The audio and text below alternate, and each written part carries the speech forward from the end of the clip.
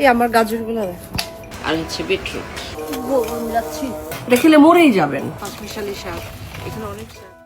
এ যেন একেবারেই ভিন্ন এক জয়া হাসান। রূপালী পর্দার ঝলমলে গ্ল্যামারের বাইরে প্রকৃতির সান্নিধ্যে ধরা দিলেন এক সহজ সরল মাটির মানুষ হিসেবে।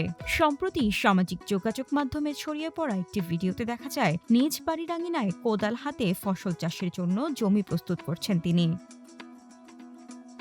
এক সহযোগীর সঙ্গে মাটিতে গোবর সার মিশিয়ে জমি তৈরি করার পাশাপাশি নিজের বাগানের নানা গাছপালার সঙ্গেও ভক্তদের পরিচয় করিয়ে দেন এই জনপ্রিয় অভিনেত্রী। তার এমন ব্যতিক্রমী ও স্বতঃস্ফূর্ত রূপ দেখে মুগ্ধ হয়েছেন অসংখ্য ভক্ত অনুরাগী। নিজ বাড়ির বাগান ঘিরে নিয়মিতই নানা মুহূর্ত ভক্তদের সাথে ভাগ করে নিয়ে আলোচনায় থাকেন জয়া হাসান। কখনো কোদাল হাতে ফসল চাষের জন্য জমি প্রস্তুত করতে দেখা যায় তাকে, আবার কখনো ঝুড়ি ভর্তি নিজ আঙিনায় টাটকা ফল, শাকসবজি ও নানা শস্য সংগ্রহ করতে ব্যস্ত থাকেন তিনি।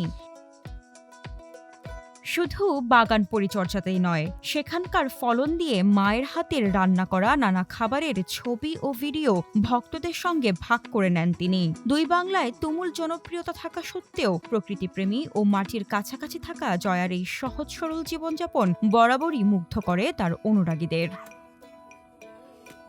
এক সাক্ষাৎকারে জয়া হাসান জানিয়েছিলেন, জিমের সময় কাটানোর চেয়ে দৈনন্দিন কায়িক শ্রমেই তিনি বেশি স্বাচ্ছন্দ্য বোধ করেন। কোনো সিনেমার প্রয়োজনে মাঝে মধ্যে শরীরচর্চা করলেও সুস্থ ও ফিট থাকতে নিজের বাগানে নিয়মিত কোদাল দিয়ে মাটি কোপানো, গাছের পরিচর্যা এবং চাষাবাদের কাজকেই তিনি সবচেয়ে কার্যকর ব্যায়াম বলে মনে করেন। সামান্থা আলী, আজকের পত্রিকা।